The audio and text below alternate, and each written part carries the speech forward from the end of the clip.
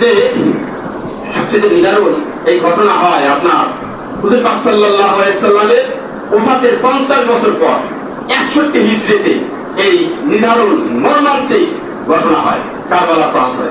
তো হাসান রাদিয়াল্লাহু তাআলাকে 20 বারে শাহাদাত করেন, অথবা মুআবিয়া রাদিয়াল্লাহু তাআলা খিলাফতের দায়িত্ব আসেন। তিনি খিলাফতের দায়িত্ব আসেন 20 বছর খিলাফতের দায়িত্ব ছিলেন। কত বছর? 20 বছর খিলাফতের দায়িত্ব ছিলেন মুআবিয়া রাদিয়াল্লাহু তাআলাকে। এই মুআবিয়া রাদিয়াল্লাহু তাআলা সম্পর্কে আমি অনেকের কাছে শুনেছি যে তাকে গালি দেওয়া হয়। আমার সামনে গালি দিয়েছে মুসল্লিরা, অনেকে অনেক কথা বলে দেখেন। আশ্চর্যজনিত হয়েছি, হায় রে কয় কি ওই বিভিন্ন ক্যাসেট প্যাসেট আছে, অনেক পুরাতন হইতে পারে, আমি শুনি নেই। হ্যাঁ, এই তো কাহিনী নাকি আমার সাথে আপনারা হয়তো ভালো জানেন, আমি তো স্টাডি করেছি। হ্যাঁ, কিছু বই আছে, কিন্তু যে যেইভাবে এটাকে তিনি দৃষ্টিভঙ্গিতে দেখতেছে সেই দৃষ্টি দিয়ে মুআবিয়া রাদিয়াল্লাহু তাআলাকে গালি দেন। মুআবিয়া তো বিভিন্ন ভাবে তাকে গালি দেওয়া হয়েছে, তাকে আপনার ব্যঙ্গ করা হয়েছে। অর্থাৎ মুআবিয়া রাদিয়াল্লাহু তাআলা ইয়াজিদকে ক্ষমতা দেওয়ার কারণে ইয়াজিদ যে করুণ কাহিনীগুলো করেছে, সবচেয়ে নির্লজ্জ বেহায়াপনা, ইতিহাসের চরম নিকৃষ্ট কাজগুলো ইয়াজিদ করেছে। এই জন্য মুআবিয়াকে গালি দেওয়া হয়। আফসোস, যারা এই গালিগুলো দেন তওবা করেন, শুধরে নেন। মুআবিয়া রাদিয়াল্লাহু তাআলা কোনো সাধারণ ব্যক্তি না, রাদিয়াল্লাহু ওয়া রাদু আন, তার ভিতরে অন্যতম হচ্ছে মুআবিয়া রাদিয়াল্লাহু তাআলা। অর্থাৎ আল্লাহ তাআলা সাহাবীদের উপরে সন্তুষ্ট, তোমরাও সন্তুষ্ট হয়ে যাও। আপনি মুআবিয়া রাদিয়াল্লাহু তাআলাকে গালি দেন, কোন কলিজা কোন সাহস নেই? আপনি মুসলমানই থাকবে অসম্মানী সন্দেহ হচ্ছে যদি আপনি এইভাবে পোষণ করেন। আল্লাহর আয়াতের বিরুদ্ধে আপনি চলে যাচ্ছেন। কেননা মুআবিয়া রাদিয়াল্লাহু তাআলাকে দায়িত্ব দিয়েছে কাতেবা ওহী, দায়িত্ব দিয়েছে স্বয়ং মুহাম্মদ সাল্লাল্লাহু আলাইহি ওয়াসাল্লাম। বয়োজ্যেষ্ঠ সাহাবীর মধ্যে অন্যতম ছিল এবং ইসলামের সূচনা লগ্ন থেকে মুআবিয়া রাদিয়াল্লাহু তাআলা ইসলামের দীক্ষিত হন, দাখিল হন, প্রবেশ করেন। যাই হোক, তো তিনি যেই জায়গাটায় সমস্যা করেছেন, আমরা যেই জায়গাটা নিয়ে দেখি এবং তাকে গালি দিই, সেই জায়গাটা একটু খোলাসা করব। মুআবিয়া রাদিয়াল্লাহু তাআলা 20 বছর রাষ্ট্র পরিচালনার পরে 60 হিজরি সালে ইন্তেকাল করেন। এরপরে মৃত্যুর পূর্বে তার পুত্র ইয়াজিদকে শাসক হিসেবে, গভর্নর হিসেবে দায়িত্ব পালনের প্রস্তাব দেয়, তাকে বসাই দেয়।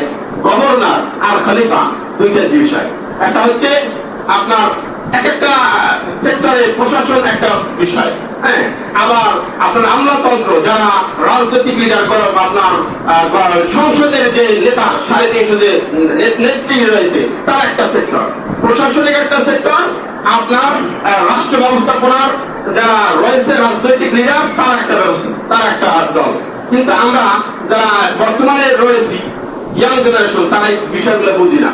কোনটা প্রশাসন আর কোনটা আমলাতন্ত্র আর কোনটা কি, তিনটা সেক্টর, এগুলো সব গণাভিত্তিক হয়ে গেছে। এগুলোর ভিতরে এখন বর্তমানে কোনটা কি বলতে পারছি না, সব এক হুকুমই চলে। অন্যদিকে মিস করবেন না, বর্তমান প্রেক্ষাপটটা সাথে ইয়াজিদের এই কাহিনীর সাথে অনেকটা মিল পাবেন, সেটা আমি বলতেছি। তো ইয়াজিদ কি করলো? গভর্নরের দায়িত্ব দিল মুআবিয়া রাদিয়াল্লাহু তাআলা, কিন্তু তিনি কিছুদিন যেতে না যেতেই তিনি খলিফার দায়িত্ব চেয়ে বসলেন যে না, আমাকে খেলাফত দিতে হবে, খলিফা দিতে হবে, পুরা মানে প্রাইম মিনিস্টার যেটাকে একদম পুরা প্রধান দায়িত্ব আমাকে দিতে হবে। তিনি এই প্রস্তাব নিজে দিলেন, এমনকি ক্ষমতাসীন হলে জোর জবরদস্তি করে এই দায়িত্ব পালন করলেন, দায়িত্বে বসে করলেন। কেউ সমর্থন করলো, কেউ সমর্থন করলো না। কেউ বললো যে যেখানে হুসাইন রাদিয়াল্লাহু তাআলা জীবিত, যেখানে হুজুর পাক সাল্লাল্লাহু আলাইহি ওয়াসাল্লামের রক্ত কলিজার টুকরা হুসাইন জীবিত, সেখানে ইয়াজিদ কিভাবে গভর্নর হয়, কিভাবে খলিফার দায়িত্ব হয়? এটা এই পার্থক্য সৃষ্টি হয়, ফাটল সৃষ্টি হয়। ইয়াজিদ কি করলো? তিনি সবচেয়ে নিকৃষ্ট কাজগুলো করলো। মাত্র 3 বছর যে খলিফা এই গভর্নরের দায়িত্ব, খেলাফতের দায়িত্ব পালন, খেলাফত না রাজতন্ত্রের দায়িত্ব পালন করেছেন। তো হুসাইন রাদিয়াল্লাহু তাআলা তখন ছিলেন তিনি মক্কায়। তো মদিনা থেকে, কুফা থেকে কিছু লোকজন তাকে চিঠি পাঠাচ্ছেন, আপনি আসেন, আপনার হাতে আমরা বায়াত গ্রহণ করব। হুসাইন রাদিয়াল্লাহু তাআলা যাবে কি যাবে না দ্বিধাদ্বন্দ্ব করতেছে। মক্কা মদিনার লোকজন বলতেছে না, ওদের চিঠি নকশা ভালো না, ওরা লোকজন ভালো না, আপনি যেন না, আপনি ওখানে যাবেন না, ওখানে আগের কথাবার্তাও তারা ভালো ছিল না, আপনি যাবেন না।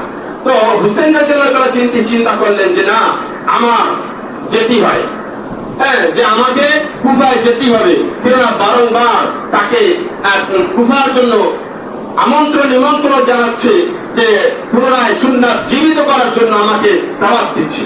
যারা দাওয়াত দিচ্ছে তারা ঠিক আছে, কিন্তু পরবর্তীতে সবকিছু কি ভিন্ন মাত্রার রূপ ধারণ করেছে। হুসাইন রাদিয়াল্লাহু তাআলা বললেন যে না, আমার নানার ইসলামে ফাটল হতে পারে না, আমি গিয়ে সুরাহা করব, আমি গিয়ে তার সঙ্গে পরামর্শ করব, যদি ইয়াজিদ শাসন হয়, খলিফার দায়িত্ব পালন করে, তারপরও তার সাথে পরামর্শ করব কিভাবে সে রাষ্ট্র পরিচালনা করতে চায়।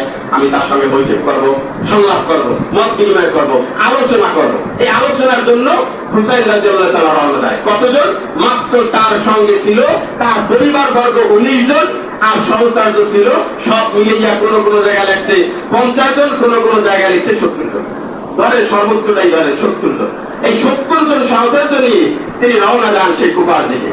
আর সেই ইয়াজিদের খবর পাওয়া মাত্রই, হুসাইন রাদিয়াল্লাহু তাআলা খবর পাওয়া মাত্রই ইয়াজিদ কি করে, তিনি সেই